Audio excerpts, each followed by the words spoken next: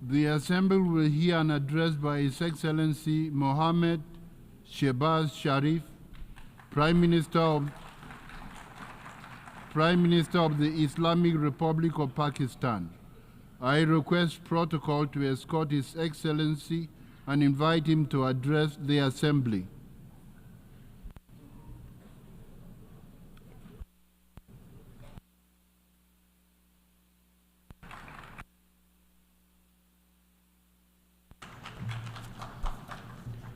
Bismillahir Rahmanir Rahim.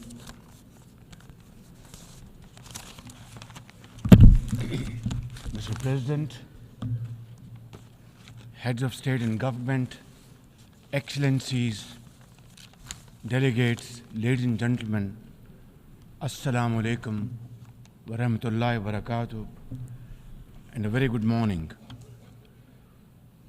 Qala ya abati inni raitu ahda ashara kawkaban wa. And he said, "Oh, my father, I have seen 11 planets and the sun and moon bowing to me." He said, "Oh, son, do not tell your story to your brothers. They will devise a scheme for you. The devil is the enemy of humans." Honor for me to address the United Nations General Assembly for the second time as the Prime Minister of a country that has always been a proactive member of the UN Assembly. I would like to congratulate you and wish you all the success, Mr. President, on your election as the President of the 79th session of the UN General Assembly. I would also like to appreciate the efforts of Ambassador Dennis Francis for his skillful stewardship of the 78th session of the UNGA. Mr. President, the father of our nation, Qaid-e-Azam Muhammad Ali Jinnah, declared in 1947 that we stand by the United Nations Charter and will gladly make our full contribution to peace and prosperity of the world. Pakistan has stood by this commitment unwaveringly. Today, we are facing most daunting challenges to the world order. Israel's genocidal war in Gaza, a dangerous conflict in Ukraine, destructive conflicts across Africa and Asia, rising geopolitical tensions, resurging terrorism, galloping poverty, stifling debt, and the mounting impact of climate change, we feel the chill of a new world order. In response to these challenges, our Secretary General Antonio Guterres called for the Summit of the Future. It led to the adoption of the 54 actions on development, peace and security, technology and global governance in the Pact of the Future. Mr. President, today I stand before you to express the searing pain and anguish of the people of Pakistan at the plight of the people of Gaza. Our heart bleeds as we witness the tragedy unfolding in the Holy Land, a tragedy that shakes the very conscience of humanity and the foundation of this institution. Mr. President, can we, as human beings, remain silent while children lie buried under the rubble of their shattered homes? Can we turn a blind eye to mothers cradling the lifeless bodies of the children? This is not just a conflict, this is systematic slaughter of innocent people of Palestine.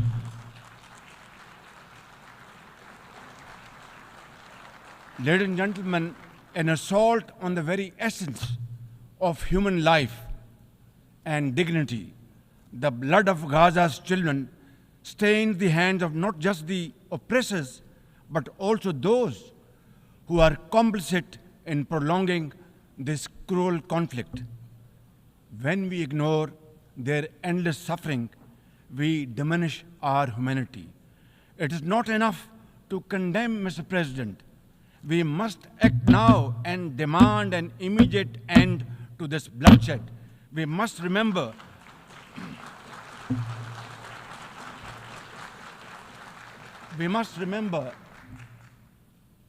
that the blood and sacrifice of the innocent Palestinians will never go waste. We must worry about their plight and difficulties and stand by them. We must work for a durable peace through the two-state nation.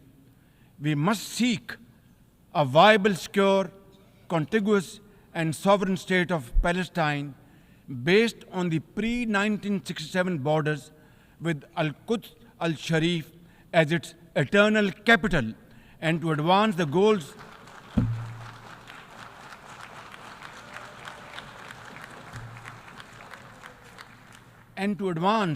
these goals, Palestine must also be immediately admitted as a full member of the United Nations. Mr. President, in a span of a few days, Israel's unrelenting bombing of Lebanon has killed over 500 people, including women and even small children. The failure to implement UN resolutions has emboldened Israel. It threatens to drag the entire Middle East into a war whose consequences could be very grave and beyond imagination. Similarly, like the people of Palestine, the people of Jammu and Kashmir too have struggled for a century for their freedom and right to self-determination. Instead of moving towards peace, India has resiled from its commitments to implement the Security Council resolutions on Jammu and Kashmir. These resolutions mandate a plebiscite to enable the people of Jammu and Kashmir to exercise their fundamental right to self-determination. Ladies and gentlemen, since the 5th of August 2019, India has initiated unilateral illegal steps to impose what its leaders ominously call a final solution for Jammu and Kashmir. Day in and day out, 900,000 Indian troops terrorized the people of occupied Jammu and Kashmir with draconian measures, including prolonged curfews, extrajudicial killings, and the abduction of thousands of young Kashmiris. At the same time, in a classic settler colonial project, India is seizing Kashmiri lands and properties and settling outsiders into occupied Jammu and Kashmir in their nefarious design to transform the Muslim majority into a minority. This hackneyed tactic is employed by all occupying powers, but it has always failed. In Jammu and Kashmir too, it shall fail by the grace of God. Ladies and gentlemen,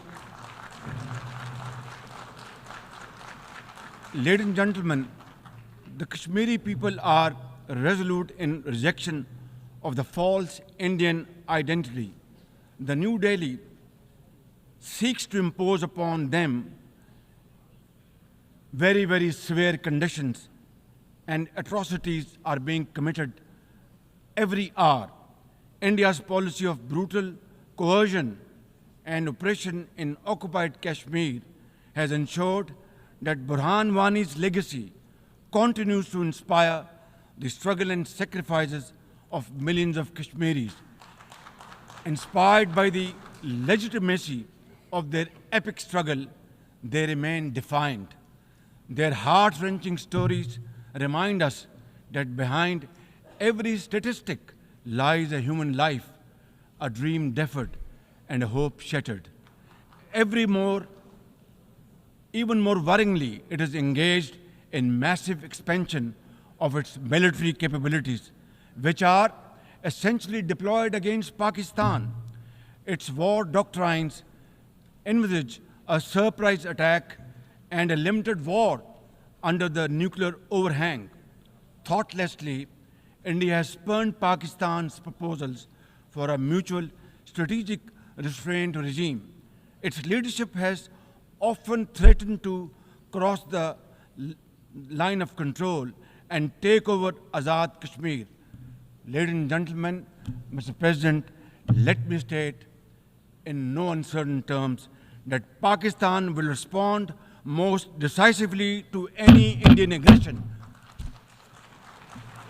Therefore, to secure durable peace, India must reverse the unilateral and illegal measures it has taken since 5th of August 2019 and enter into a dialogue for a peaceful resolution of the Jammu and Kashmir dispute in accordance with the UN security resolutions and the wishes of the Kashmiri people. Mr. President, remember, illegal occupation creates a fresh hell every day in the killing fields of Palestine and in the pristine valleys of occupied Jammu and Kashmir. Apart from conflicts, Mr. President, the 21st century has brought a cascade of crises, including the reversal of development and the mounting impact of climate change. 2 years ago, my country was devastated by catastrophic floods, causing $30 billion in damages. It is now clear that each summer will bring blistering temperatures and trigger fresh climate impacts.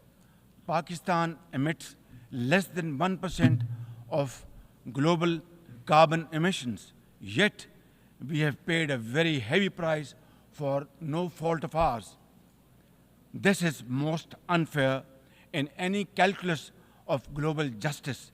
We must uphold the axiom, the polluter must pay.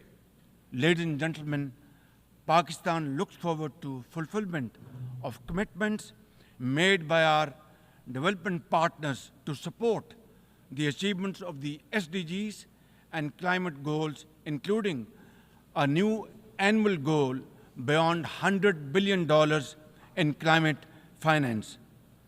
Mr. President, with nearly 100 developing countries trapped in the vicious cycle of debt and liquidity crisis, which I always call a death trap rather than debt trap, achieving the SDGs in these circumstances remain a distant mirage. The international financial architecture, which the Secretary General has described as morally bankrupt, and the world trade and technology regimes must be reformed and aligned to promote development and global equity. Mr. President, since assuming office in March this year, the progress and prosperity of my 240 million people has been my singular focus. We have taken some very difficult but necessary decisions that have rescued our economy from collapse, restored macroeconomic stability, controlled physical deficits, and strengthened our reserves. As a result, inflation has come down to a single digit by the grace of God, and the prospects for economic growth has revived.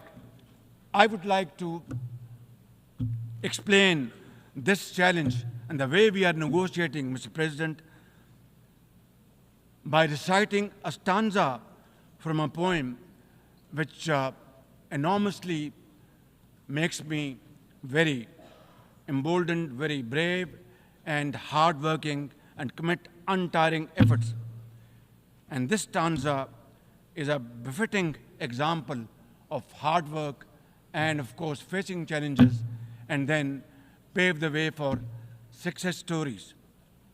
And stanza is, when things go wrong, as they sometimes will, when things go wrong, as they sometimes will, when the road you are trudging is all uphill, when things go wrong, as they sometimes will, when the road you are trudging seems all uphill when the credits are low and debts are high. When the credits are low and debts are high, when you want to smile, but you have to sigh. When you want to smile, you have to sigh. When care, read health. When care is pressing you down a bit, when care or health is pressing you down a bit, rest if you must, but don't you quit. This is how, Mr. President, we have learned to face our challenges and negotiate the most daunting challenges we have faced. Mr. President, situated at the crossroads of South and Central Asia and the Middle East, we have prioritized geoeconomics and regional connectivity to secure win-win outcomes for our people. The second phase of the landmark China-Pakistan Economic Corridor has been successfully launched through the Apex Special Investment Facilitation Council. We are mobilizing investments in resilient infrastructure, renewable energy, minerals, sustainable agriculture, and technology. This will herald a new era of development and modernization in my beloved country. Ladies and gentlemen, for 2 decades, Pakistan has fought terrorism boldly and most successfully, defeating terrorist groups within Pakistan. We have paid a very heavy price. 80,000 of our brave soldiers and civilians have been martyred, including innocent school-going children. And the gory memories of APS school carnage haunt us till date. Our economy has suffered a loss of $150 billion. Unfortunately, today, we are again confronted by a new wave of externally financed and sponsored terrorism, especially by the TTP, Fitna al-Khawarij, and its associates. Ladies and gentlemen, make no mistake, inshallah, by the grace of God, we are determined to eliminate this threat as well through our comprehensive national effort by the name of Azm-e-Istehkam, meaning resolve to promote peace and stability. And we will work collectively with the international community to combat all forms of terrorism and reform the global counterterrorism architecture. Mr. President, Pakistan seeks the earliest possible normalization of the situation in Afghanistan. We join the UN's appeal for $3 billion in humanitarian assistance to the millions of suffering Afghan brothers and sisters. At the same time, we endorse and share the international expectations that the Afghan interim government would respect human rights, including the rights of women and girls, and promote political inclusion. In particular, the interim government must take effective action to neutralize all terrorist groups within Afghanistan, especially those responsible for cross-border terrorism against neighboring countries. These include ISIL-K, Daesh, the Al-Qaeda associated TTP, Fitna al-Khawarij, Majid Brigade, the BLA, and other terrorist groups which unfortunately are seen on Afghan territory. Mr. President, another troubling global development is the escalation of Islamophobia, which is now manifested by frequent desecrations of the Holy Quran, attacks on mosques, negative stereotyping of Muslims, and acts of discrimination and violence against them. The most alarming manifestation of Islamophobia is the Hindu supremacist agenda in India. It aggressively seeks the subjugation of 200 million Muslims and the obliteration of India's Islamic heritage. Pakistan and the OIC will work with the UN Secretary General and his special envoy to implement a plan of action to combat the scourge. Ladies and gentlemen, Pakistan seeks an immediate end to the tragic conflict in Ukraine and its peaceful resolution in accordance with the UN Charter and international agreements. Ladies and gentlemen, Pakistan has a long and proud history of solidarity, friendship, and cooperation with the nation of Africa. We will continue to cooperate with them to counter terrorism and resolve regional conflicts, including through UN peacekeeping and peace building in the region.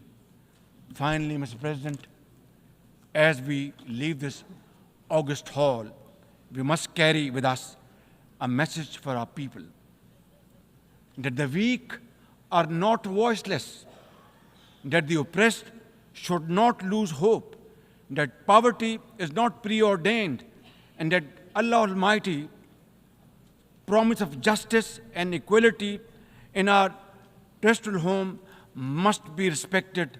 I thank you all, and thank you very much for your time. God bless you.